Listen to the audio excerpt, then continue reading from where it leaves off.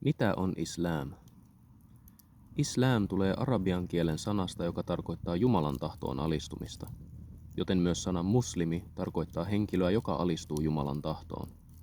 Islam ei alkanut profeetta Muhammedista, rauhaa ja luojan siunausta hänelle, vaan jo ensimmäisestä ihmisestä Aadamista.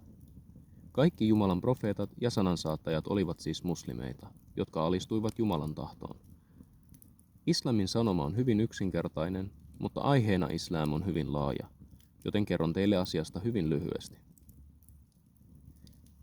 Islam on se uskonto, joka on ollut aina ihmiskunnan alusta asti. Mutta ihmiset alkoivat Nooan aikana palvoa muuta kuin Jumalaa, joten Jumala lähetti Nooan sanansaattajana kertomaan heille islamista, kuinka se yksi ja ainoa Jumala, luoja, joka loi kaiken, joka on aina ollut olemassa ja tulee aina olemaan olemassa, on yksi ja ainoa palvomisen arvoinen ja yksi ja ainoa Herra.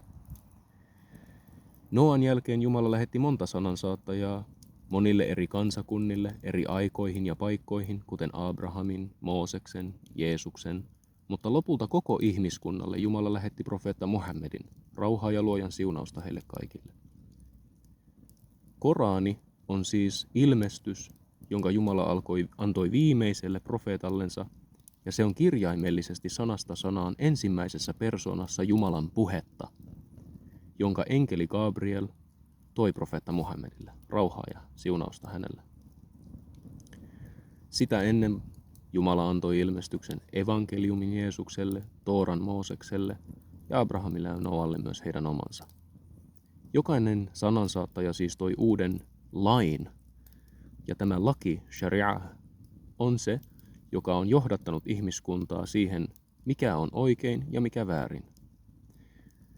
Jokainen profeetta siis toi saman Jumalan sanoman, islamin, mutta erilaisen lain, sillä jokainen laki oli tarkoitettu alkujaan jokaiselle kansakunnalle siihen aikaan ja paikkaan sidottuna, kun taas profeetta Muhammad, siunausta hänelle, on Jumalan viimeinen sanansaattaja, jonka hän lähetti koko ihmiskunnalle, joten Korani on pysyvä tuomionpäivään asti. Viimeinen ihmiskunnalle tarkoitettu pyhä laki, sharia. Me uskomme, että Jeesus, rauhaa hänelle, on siis myös syntynyt neitsyt Maariasta, mutta hän ei ole Jumala, sillä Jumala on kaikesta täysin riippumaton.